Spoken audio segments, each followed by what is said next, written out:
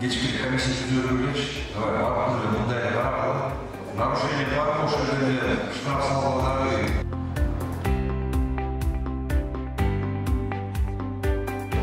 Бүтүрөбүз чоң мектеп бар, билесиз. Бул кесимде ошону бүтүп туруп андан кийин башка мектепте жолдошот.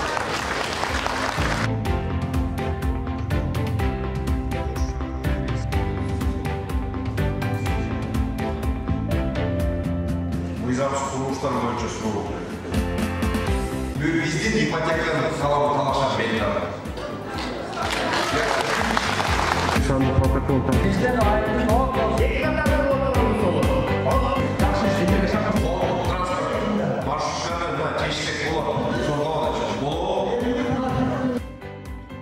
Эмки жылы оштун бюджетте 2 миллиард теңге болуш керек. 2 миллиард план коюшубуз керек 23 жылга. И ошону аткарышыбыз керек. Бүгүн ушул сиздер менен Кыргыз Республикасынын президентинин жергиликтүү бийлик өкүлдөрүнүн эл менен жолугушууларын өткөрүү жөнүндө тапшырмасына ылайык чогулуп отурабыз. Жыл башында бекитилген графикке ылайык эл менен жолугушуулар шаарыбыздын 7 аймагында буга чейин өткөрүлгөн. Сиздер муну жакшы билесиңер. Араңызда да ошол чогулуштарга катышкандар да болгон. Учурда мамлекет башчыбыздын талабы боюнча массалык маалымат каражаттарында жарыяланган графикке ылайык жергиликтүү эл менен жолугушуулар республика боюнча өткөрүлөт. Бул жолугушуулардын өзгөчөлүгү анын жыйынтыгы боюнча протоколдор, жерлерде кабыл алынган тапшырмалардын аткарылышы көз өңөргө алуу үчүн президенттин администрациясына жөнөтүлөт. Жолугушуулардын негизги максаты курч көйгөйлөрдү ыкчам кароо, орун алган маселелерди чечүү болуп эсептелет. Бүгүнкү жолугушууга Ош шаарынын мэриясынын жетекчилиги, бөлүм башчылары, шаардык мекеме ишканаларынын жетекчилери, муниципалдык аймактык башкармалыктардын төрагалары, кварталдык комитеттердин башчылары, эл башчылары, үй башчылары, коомчулуктун жалпыга маалымдоо каражаттарынын өкүлдөрү чакырылган. Жолугушууга чакырылган жетекчилер толугу менен бул жерде отурушат. Уруксат берсеңиздер, анда жыл башында эл менен өткөн жолугушууларда айтылган маселелер боюнча кабыл алынган тапшырмалардын аткарылышы боюнча кыскача маалымат берип кетейин. Жыл башында жалпы 7 муниципалдык аймакта тургундар менен жашоочулар менен жолугушуулар өткөн. Жолугушууларда берилген протоколдук тапшырмалардын жалпы саны 409 түзгөн. Алардын ичинен аткарылганы азыркы күнгө чейин 46 протоколдук тапшырма, 81 протоколдук тапшырманын аткарылышы боюнча сунуштар берилди. 220 тапшырма иш жүзүндө жүрүп жатат. Ал эми белгилүү себептерден улам аткарууга мүмкүнчүлүк жок протоколдук тапшырмалар 62 түздү. Сиздер жакшы билесиздер, жергиликтүү бюджеттин мүмкүнчүлүгүнө карап көп жылдан бери чечилбей келе жаткан көйгөйлүү маселелер Ош шаарынын 2022-2025 жылдарга карата келечекке татыктуу шаар аталыштагы өнүгүү программасына киргизилген. Кезеги менен чечилип келе жатат. Көп суммада акча каражатын талап кылган курулуштарды республикалык бюджеттин жардамы менен бүтүрүп жатабыз. Жалпы программаны каржылоого биз ушул программаны кабыл алганда 2025 жылга чейин 16 миллиард 844 миллион сомду план койдук.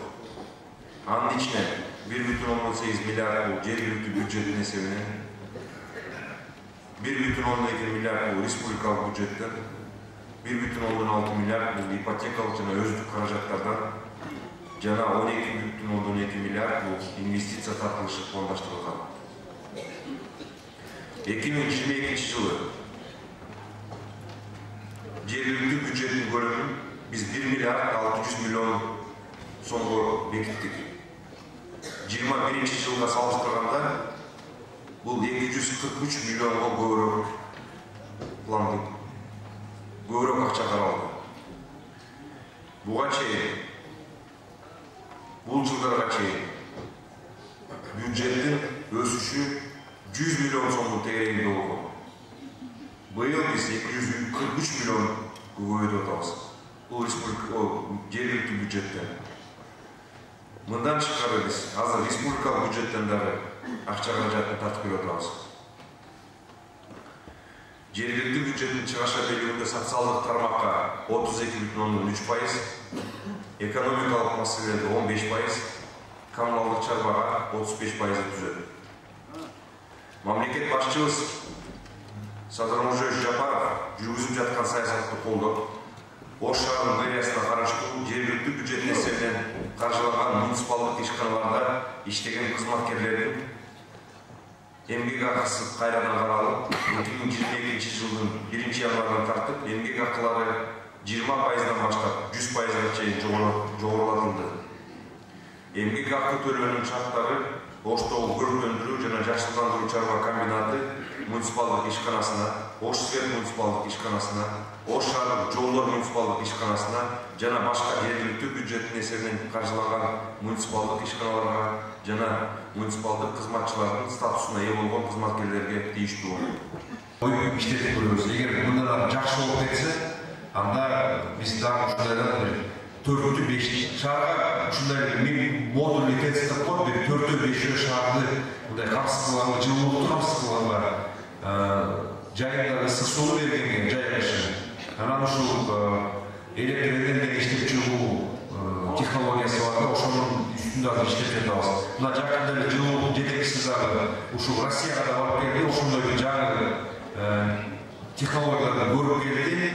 Азыр муну дагы бул жерден ушул bir pilotlu apkep görülüyor da егер ал анын дагы натыйжасы КПДсиз жакшы болсо муну дагы биз киргизебиз.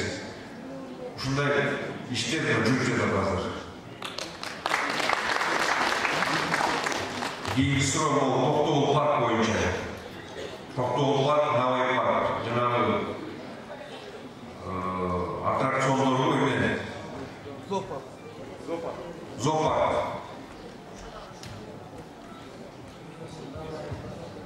Укс. Умайсыз. Зоопарк боюнча бүгүнкү күндө келишим бар. Биз менен иштеп турат. Салттарды Бадахраны зона боюнча ал жерде 6 метр көрүнгөн, бирок 6 метрден бийигирээк болот. Бадахраны зона кирбейт. Ал жерде өзүнүн процедуралары бар, архитектурадан кагаздары, башка мекемелердин кагаздары, оксатлары менен анан негизинде ошолор менен келишим түзөбүз. Алсыз болбойт. Siz bu mesele gösteriniz, ben size değişikliklerden koyuyorsunuz. Günü. Adeta kadın ki de şu boksakın varlığını emeğini tutacak. Akbırak aç, gaz alacak. Ana naderde rakısı 100-200 metre yayında.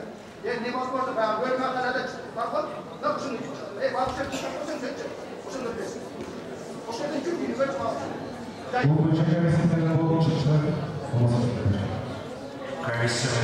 комиссияның кечки комиссия түзөлгөч, аттырды мындай карап, если нарушение нормы на СЭС далбауга, санаторный станцияда.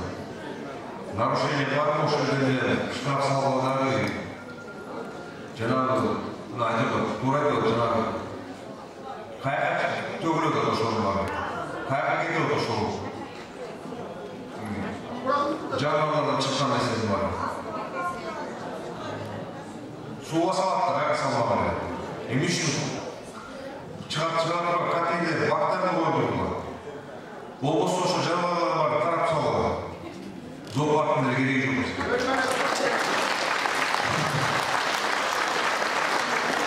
Елдің бар, жануарларды шығарып, зоопарк деген керсе, мұрдағыда цирк жануарларды бөліп барып, таратып, қайраққа қаяқтан келсе, Ошақ жашаған Hayır, şunu atacak.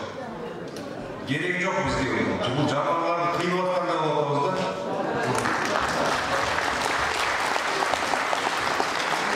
Ama canlılar var, keyifli gördüğümüz soru.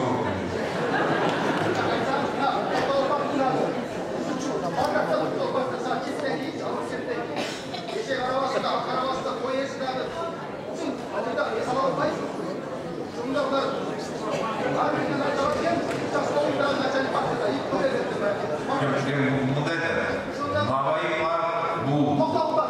Yok, ben şu sizga aytayын ve Navayı var için жасасақ болады, бірақ ушундай нерселерге Алатайда ушундай балдарды эс алышына түзүлгөн, шарт түзүлгөн парк. Токтогул парк, туура айтасыңар. Токтогул парк мындай тынч эс алып, басып, баягы сейилдеп жүргөн көрөм. Мен да көрдүм өткөндө ошол жерде жанагы кичинекей понийлер жүрөт. Анын артынан ал басып кеткенден жыртып чыгат. Баса албайсың. Вот ошондой нерселерди алгыла. Даркы Навай паркты учурушмун ошондой. Мен ушунчу. Анан кийинки суроо болду, бул таш завод боюнча. Саат таш чыгарган завод окшойт го, Тургакта. Эми бул жерде ким жооп берет? Бул боюнча ошол жерде жашаган жашоочулар кайрылган санаттын түзүлмөлөр болгон. Адистер жеринде бар сайттарда болгон кеткен нерселер 300 метр сакталбай турган коркунуч берген. Азыр менин бешим боюнча бул иш болгон. Бул жер мындай, буга чейин бул завод иштеп келген, туурабы? Бул жер промышленный зона. Промзона. Бул жерде жашоочуларга келип туруп таш завод турган жок. Бул жерде наоборот таш завод турган жерде завод жашоочулар келип үй салып жатат. Ошондой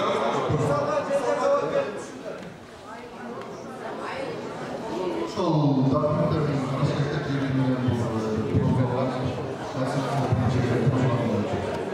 бирок менин ишим боюнча ошол программага ташкент түзсек үй салган ошол жерде сайттарда коргондо эсептеп жүрүп үйлөр мыйзамсыз турабы же мыйзамсыз? Мыйзамдуулу же мыйзамсыз үйлөр? аны менин көзгө картип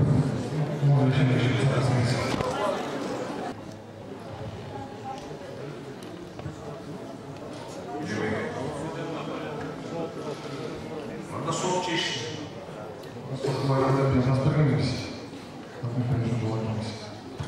Вот сот анықтасынан да ким үйлөрүндө кимдики туура эмес. Эми промышленный зона болуп атса ошол жака жер үйгө уруксат бериш. Же ошол берип аткан киши мындай кичине акылы немелер киши. Ошону берип аткан аяктойлорду же болбосо азыр ушул таш чыгарып аткан завод менен элдин ортосунда бир сүйлөшүүлөр жүргүзүлүп, баягы жолун асфальттап, чаң чыкпагандар болуп, бир иштерди жүрүш керек го ал жерде. Бул тирешүү мындан ары түгөнбөйт, ушундан ары боло берет. Ал деле таш чыгарып аткан завод, промышленный завод ал манты туура.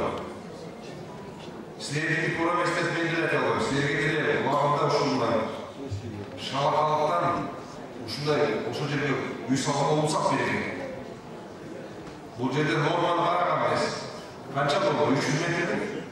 300 метр.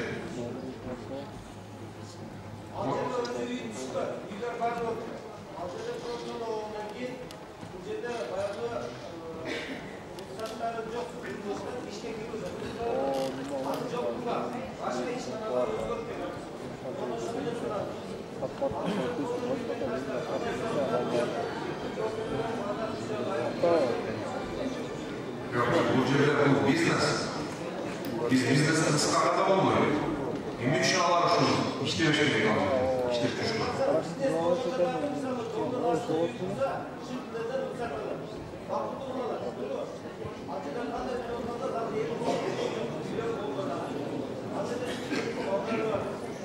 Жок, бул үйгө чейин барып иштеп жүргөн бизнес болчу.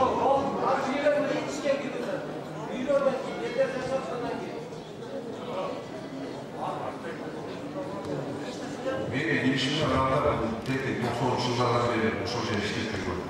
Arka fazla o 70 yıldan beri var. Arka beri soğuk, kerman bozdu. Yerler çıkından canalarına mantar canlı aldırmaz.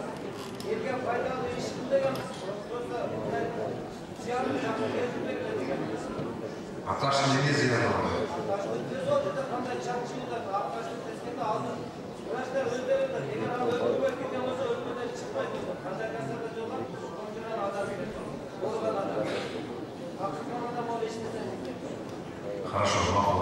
Сіз менен жоғарыда шығып коммент көргілі, мақұл болшы. Заключение сіздерде бар.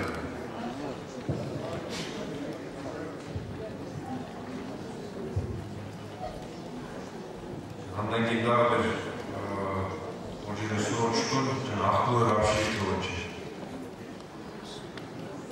Бұл көптен бері келе жатқан мәселе бұл.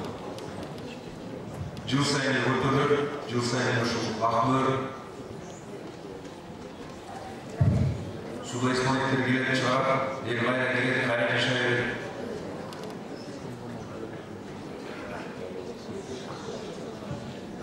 Бұл аяқ баш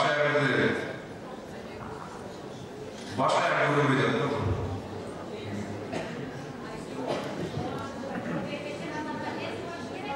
Мен де ошоға мақұл беріп қойып. Ана барымыз еле барып қалда ошо хозяиннан барып сұрайық, естін беріп қойып.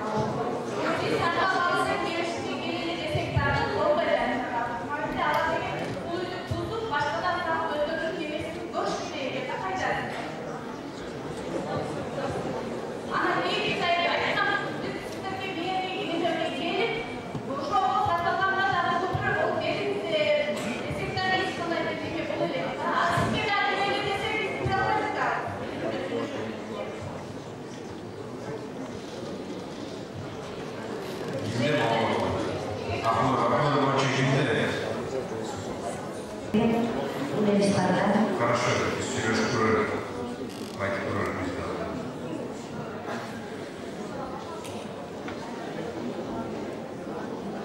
Жана берече суроо бердилер, бул авария Бишкек боюнча.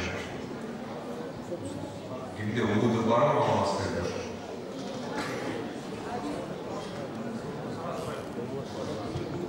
Билесиңер, сендер айтып кола жок, бул сонда өзүм кабыл алып сүйлөшүп турмуш. Мен жол сүйлөшөм, бирок мен билишим боюнча бул жол транспортчысы Тарасулов району болгон соттогон ошол. Анда көңүл көрсөтүп, переадресуйте ана тиги.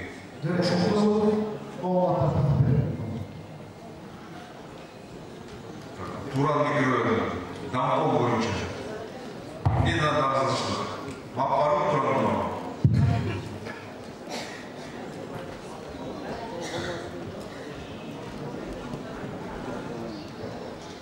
Дампол алмаштырылган, азыр жолдошпай алсаң деген.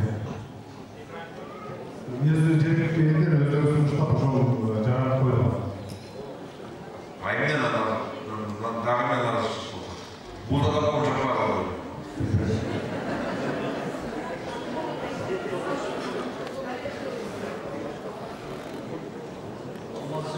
Бул жерде өтө баягындай келишип алган нерселер болуп атат. Бул дамполду алмаштыруу ушунча кыйын болсо, дамполдун айлыгы 10 миңден болсо, аны эмне үчүн талашат дамполду?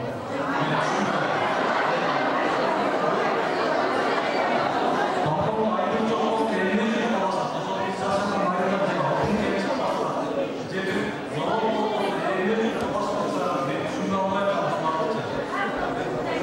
Жок, алмашууга алып койду. Венера Сулайманова өзү ошол койгон кандидатыбызды сен туруп жаткан мурунку дампол Meni sotqa berip koydum. Seçilmeye sayın senin işin taralmaydı. Bir ayda özü soğuk verilmiyor. Bir ay ötüken olmadı. İyi bir şey güvenle sözlerim çıkan değildi. Çevreden tekine düştü. Ağzı verip sözlerden men bağlamda sohbetini edebiliriz. Tamam. 5-6 bağlı meselesi var. Anam birinci meselesi şu darko. Alcaylara işte intibat yolu olmalı olsa ayrıca. Şu an kendi intibat yaşası gerek. Ekiye bölümler olsun. Bu menike aynı darko degen teması var ya. O seçim almalı. Bu şekilde İbrahim tarafı koydu. Bremen tarafı istemiyorsunuz. Koydular mı? Koydu. İdrarlı var mı? İşte yiyorsun. Bremen'e işlemi var. Bir ay geçti dursa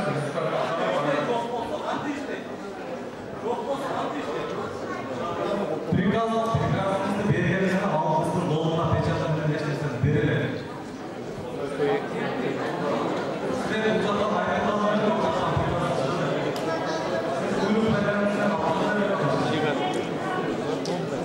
Bunlar kuyruk da biz böyle olsa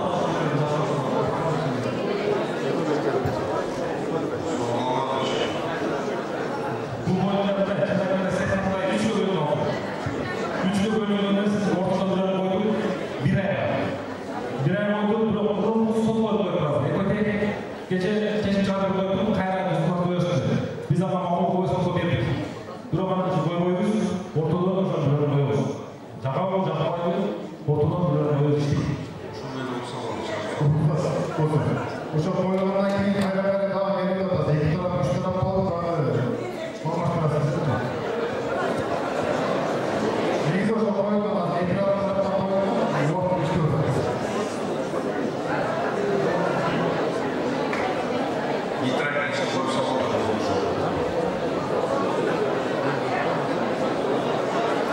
Аварийный мектеп, Василий Катяков. Ломоносов.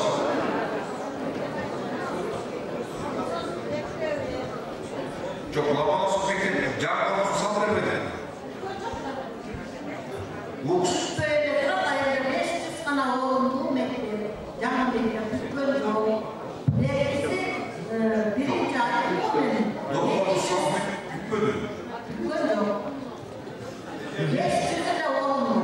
Ali canım benim oğlu çok. Boşalanın akademinin aklına mezunluyor. Az, çok eski, çok okusanız. Söz eski korpusu oldu, canlı korpusu 500 yılını büyüdü.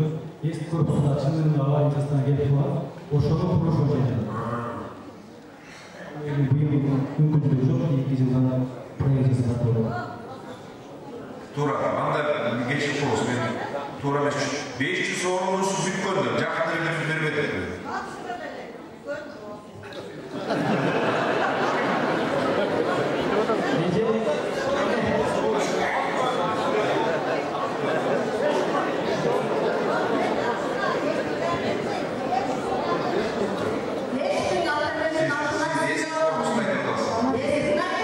Мен жарысты.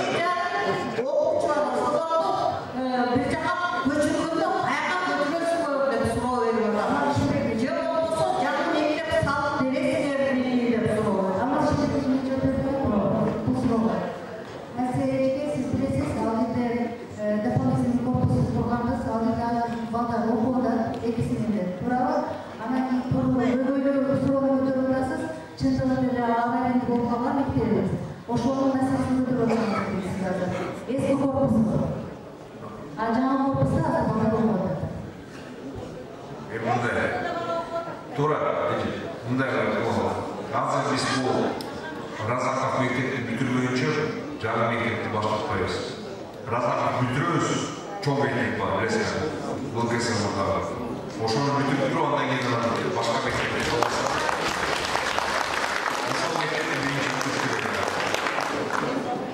Анан бизде дагы бербечи балга жанагы Ломоносов, ирригатор, кайсы мектептерде быйыл акча бөлүнөт? Быйыл 223 кварталда мектеп бүтүрөбүз. Андан сырткары жаңы мектеп, жаңы корпус бул КПКда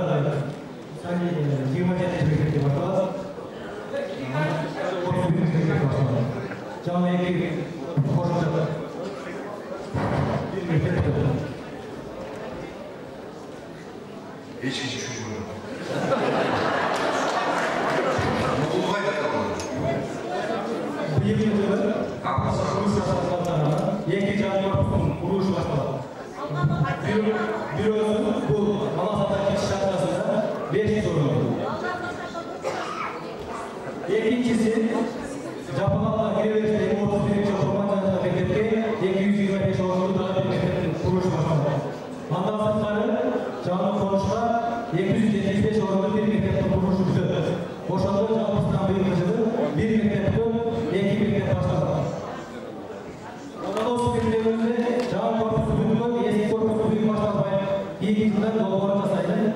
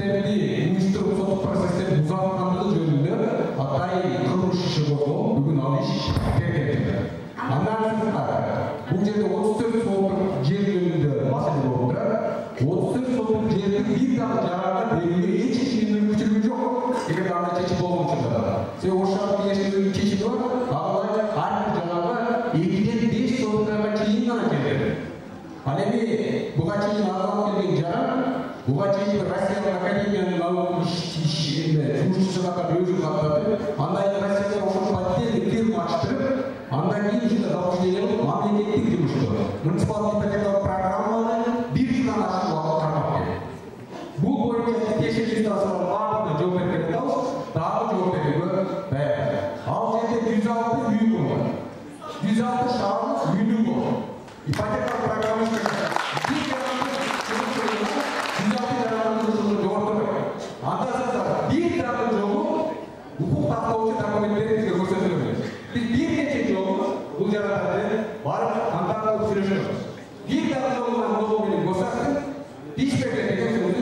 Уккан эмеспиz, көргөн эмеспиz.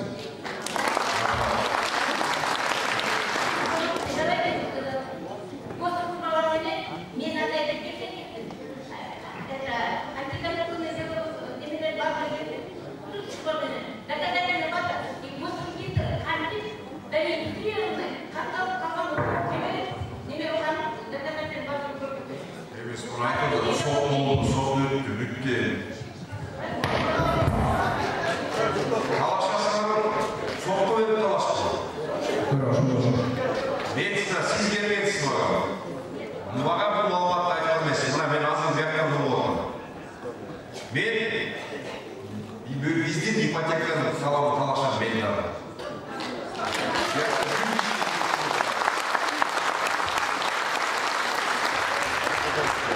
Мизамның соқы берілген ме дальше? Соқтан бүйрек біз мұқтық болды. Біз тұр береміз. Ипотеки үй саласында. Мен полицияға шықты. Да, сұрақ болды. Жаңағы қолды транспорт. Жарықтандыру. Қайсы район береш ол? Да, Жапалғайда. Мерқамда. Столбаларды, электр столбаларды біз жағап беріп жатамыз. Қолда кешікшін алып жатыр. Мына дағазы жақында 200-300 столба дағыз заказ беріп отырмыз. Жеткіп береміз. Жарықтандыру үшін мәселе жоқ. Жолды асфальттаудан бүтіп тұрмыз. Биыл мен сізге қалып жол қойып, биыл беріп алғайым. Ақшам жоқ болды.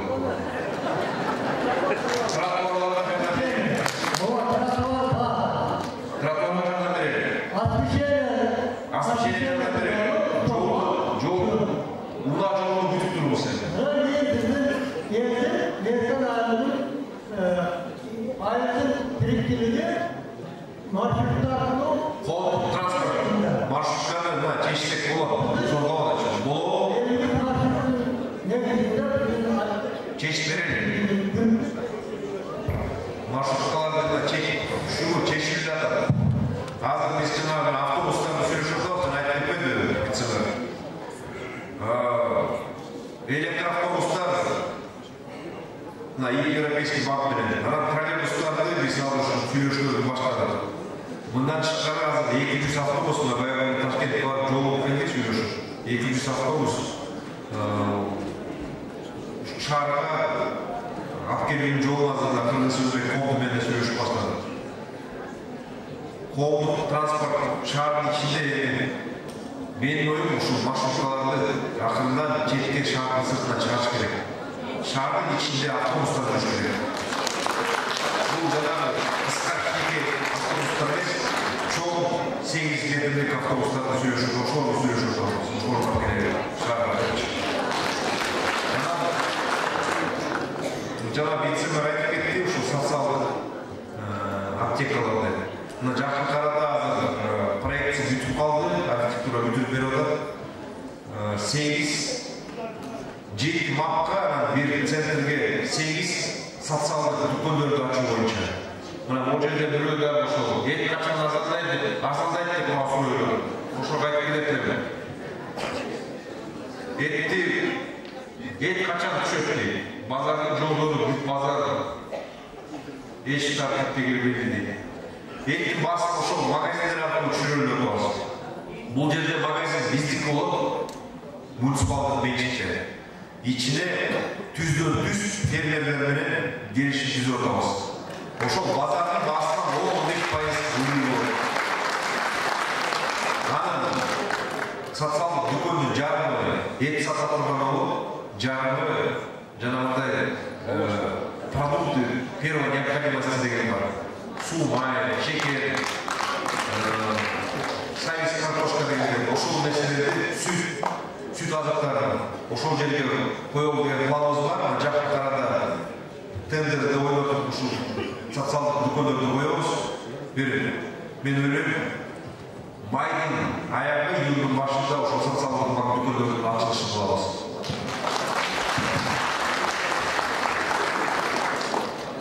Андан тышкары ушул прокуратурага да рахматымды айтып кетет элем.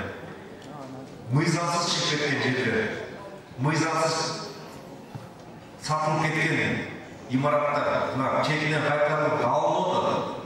Бұл жөнінде біз маалыматты шығарып отырмыз, прокуратурада шығарып отыр.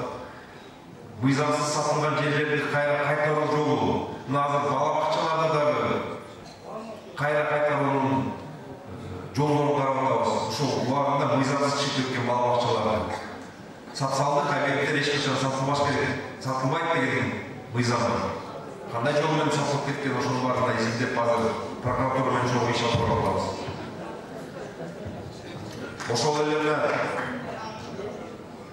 кылмыштуулук биздин ички иштер бөлүмү шаардын кылмыштуулук менен дагы иштер катуу иштер жүргүзүлүп атат. Шаарда мыйзам орноо боюнча, тартип коңол боюнча иш астыра жылдырыш орун болот. Качан биз мыйзамга баш ийебиз, качан мыйзам биз үчүн иштеп баштаганда, ошол мыйзамдын аткарышын биздин күч органдары бизге мындай жөнөкөй карапай берген гарант болуп бергенде, ошондо коомчулуктан болот, ошондо элибизден болот, ошондо мамлекетибизден болот, ошондо биз өнүгүп өсө баштайбыз. Азыркы саясатта ушундай болот. Көріп отырсаңыз, өткеннің кылып атканы коррупция менен күрөшүүнү кандай жол менен алып барылат. Азыр мурдагыдай сиздики биздики деген жок. Бул биздики, буга тийбей берген. Баардык кыйындар алып атат. Мыйзамсыздыктын бар жолдору. Мамлекетте правовое государство деген түшүнүк келет. Вертикальный власти деген келет. Президенттің қылып атқан конторды көріп алалық. Ешкім ешқашан ойлап емес, контор қайда бізге қайтып келді ғой. Контордың ақшасы елге иштеп жатыр ғой. Достар папалар қайда көтерілді. Контор елге иштеп жатқан үшін жатқан көтерілді.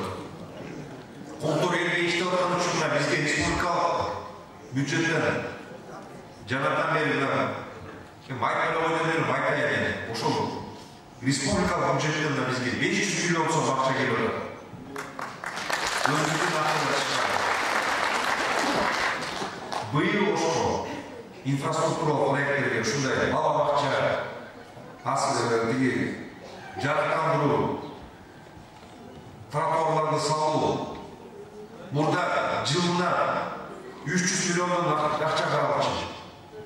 Биыл 1 миллиард сом қаралып отыр ушунда, 1 миллиард. 415 миллион өзүнүн бюджеттен чыгып атат акча. 500 миллион республикалык бюджеттен келип атат. 915 миллион сом, почти миллиард сом келип атат. Мындай болгон эмес калды өнүгүү. Өнүгүүдөн ушул акчаны ушул акчаны өнүгүүгө сала турган. Жана инфраструктуралык проекттерге. Мына жакын арада ээлчиңиз көрдүңөр өзүңөр. 5 жана базардын машина келди. Жаңы машина келип атат. Шаарыбызга. Баягы жамандык болбосун, өрт чыкпасын, бирок өзүбүздүн да даярдык экенибизди көрсөтүп болот. Ошол машиналарда мурда 2 тонна суу батырган машиналар менен жүрчү. Азыр бир эле машина ошол 6 тонна машина суу батырат. Ушундай жакшы нерселерди баса айта кетиши керек. Мунун баары бул баягы элге балким билинбейт, көп мындай кереги жок, бирок биз мамлекеттик муниципалдык кызматкерлерге мунун баарын биз буга маани берсек, биз муну контролдосок, анда машалла болуп кетет да. Ошон үчүн ушундай чоң нерселер жасалып. Мына жакын арада дагы бир чоң проектибиз ишке ашып Кудай буйрса, ошонун үстүндө азыр иштеп атабыз. Жаңы микрорайон тургузууну ишин алып барып атабыз. Жана Жапалак базарды айтып кетти, ошол жака базардын шаардын ичинде базарды барып чыгаралы деген планыбыз бар. азыр ушул трансформация маселесин бүтүрүп атышат. Бүтүрсө ошол жакка базарлардын баарын чыгара алалы деген планыбыз бар. Шаардын ичинде бир эки жакшы туристтерге ылайыкталган базар калтырсак, калганын ошол жакка чыгарыш керек. Ошол жерде кийим саткан базар, ошол жерде чарба буюмдарын саткан базар, ошол жерде темир базар баарын бөлүштүрүп, ал жерде 36 гектар жер. Базар көчүрөлгөн жер 36 гектар жерде. Анан жолдорду жана Т деген биздин көчөбүз бар. Ошол Т жолун азыр сүйлөшүүлөр жүрүп атат, бул боюнча дагы иш алып барабыз. Ошол Т жолун ачыш боюнча. Суу боюнча жана вице-мэр айтып кетти. Суунун таза суунун маселеси жыла баштады.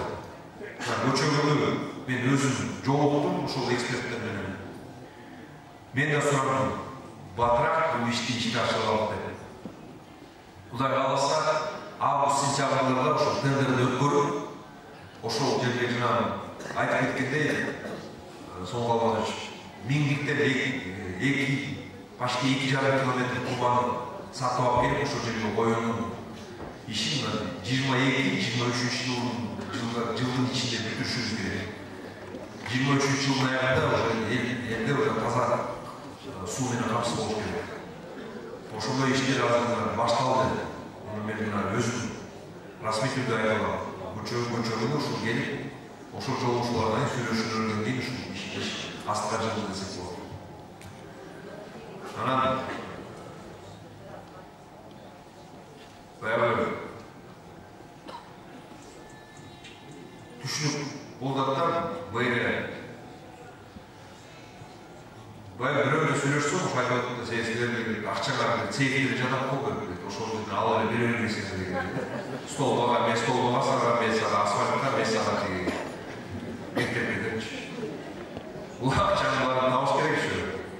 Мына налог менен отуруп, быйыл 1 миллиард 600 миллион менен мектеп атабыз.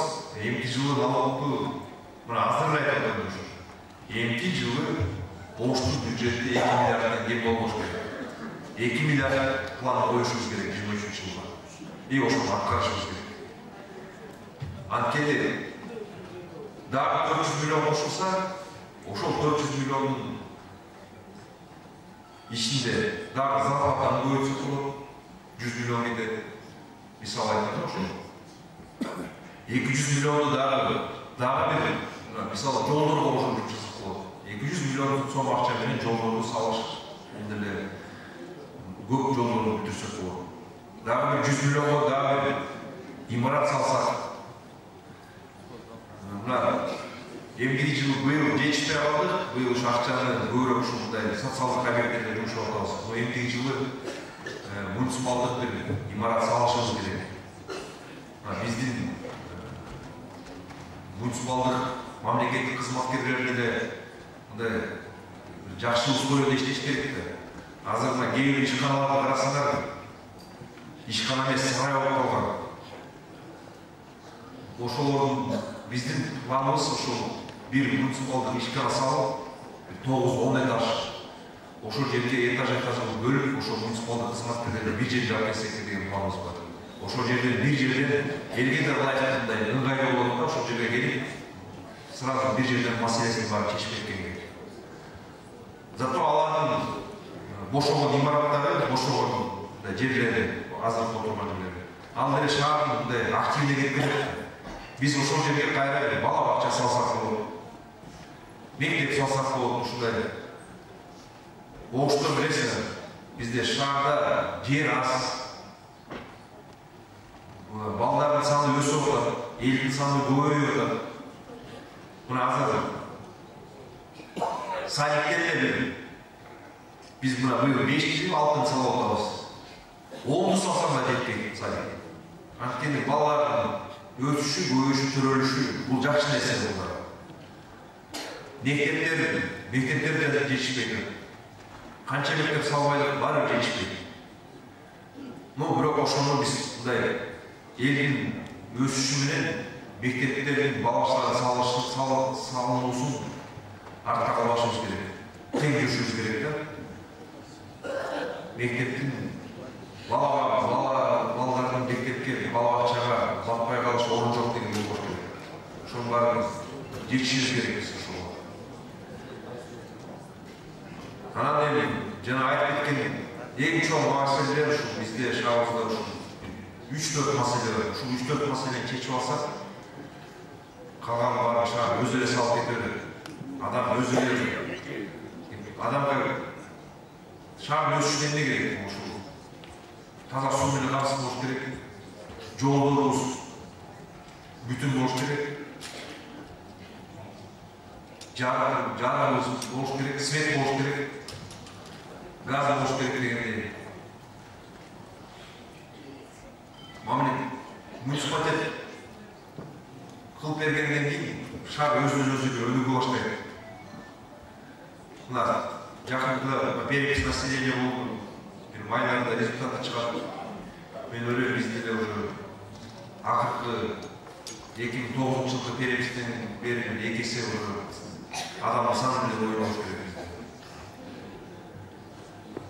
Ошон үчүн мындай шаардын тазалыгы, шаардын жашылдандыруусу, шаарга болгон мамилебиз өзүбүздү биринчи ошо өзүбүздөн баштасак, шаар жеке эле магай болсо биздин кызматкерлерге кереги жок. Шаар баарыбыздыкы.